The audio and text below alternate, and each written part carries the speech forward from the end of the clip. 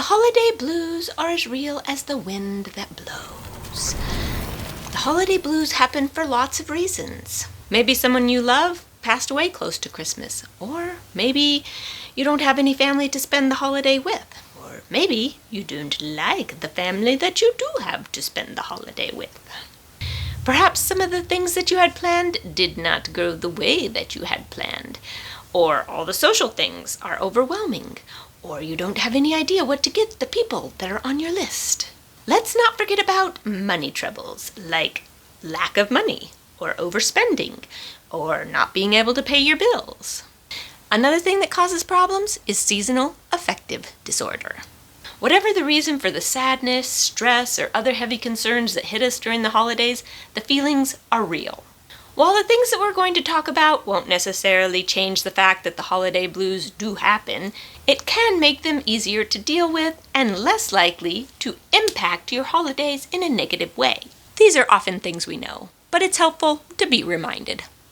Number 1, avoid too much consumption. Consumption is just a fancy word for consuming something or taking something into your body, like food or drink or treats. You will have an easier time feeling happy when you treat your body with respect and take care of your health. Don't drink too much. I don't have a lot to say on this because I don't actually drink, but I will tell you that drinking too much does not lead to a better, happier outlook on life. One way to avoid too much consumption is to decide ahead of time how much you're going to eat or drink. Maybe you decide that you're only going to have one treat that night.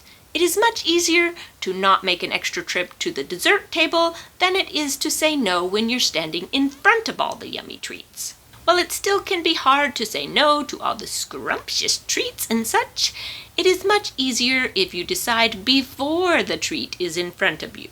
Another thing you can do is add an extra serving of veggies to your plate every day. Everybody needs more veggies, maybe fruit too.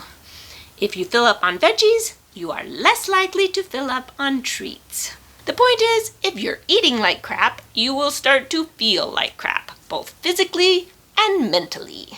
When you're sad or depressed for no good reason, that means your body isn't working properly.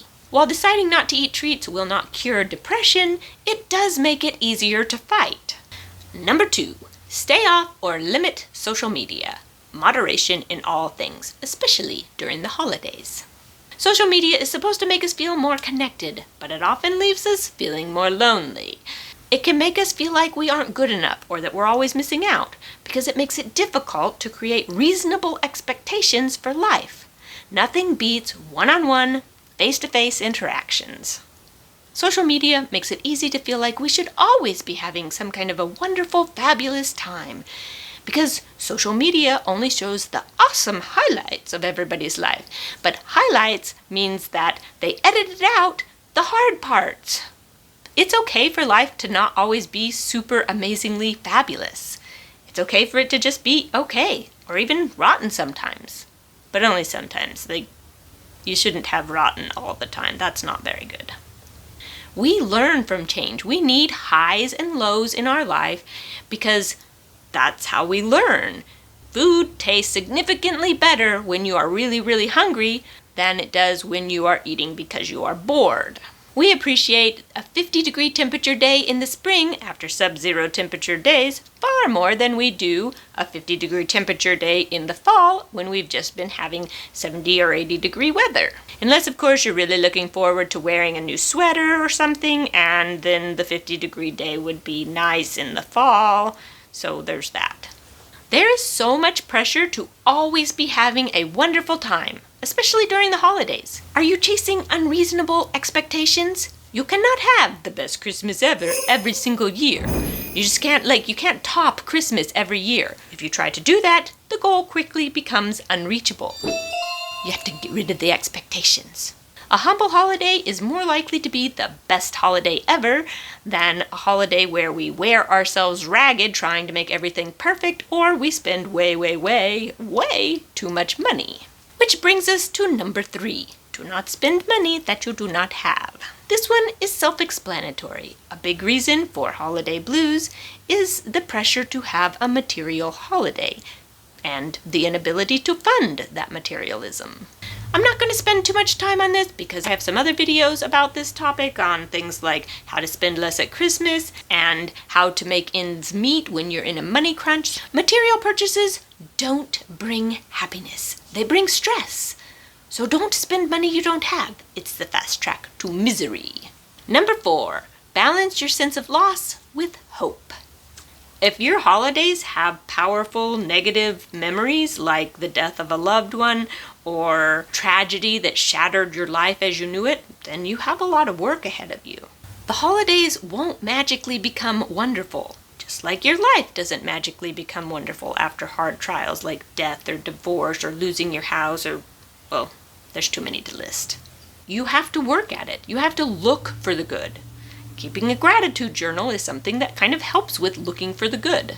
Keeping a gratitude journal helps you focus on the good things in life, even when those things are minuscule compared to the problems in your life. A gratitude journal also isn't going to make your life all better, but it does give you small little steps that help you dig yourself out of the hole that you're in. So I guess you don't dig yourself out of a hole, but like climb out of the hole that you're in and help you balance your sense of loss with hope. Number 5, set some boundaries, especially if the social part of the holidays stresses you out. Perhaps set a rule that you don't go to a party 2 days in a row or maybe just one party a week. The holidays really are a lot of concentrated social time. Set a realistic goal for how much time you're going to party based on reasonable expectations of how much you can handle. And also, you should prioritize spending time with supportive family and friends. Avoid fighting. Call a peaceful truce with your family. It's especially good if you can learn how to pivot a conversation away from a hot topic. Generally, we love our families, but we don't always like them. It's good to set boundaries on your time and how much socializing you can handle. I know you have a good heart. We all make mistakes, and we all do things that later we wish we wouldn't have.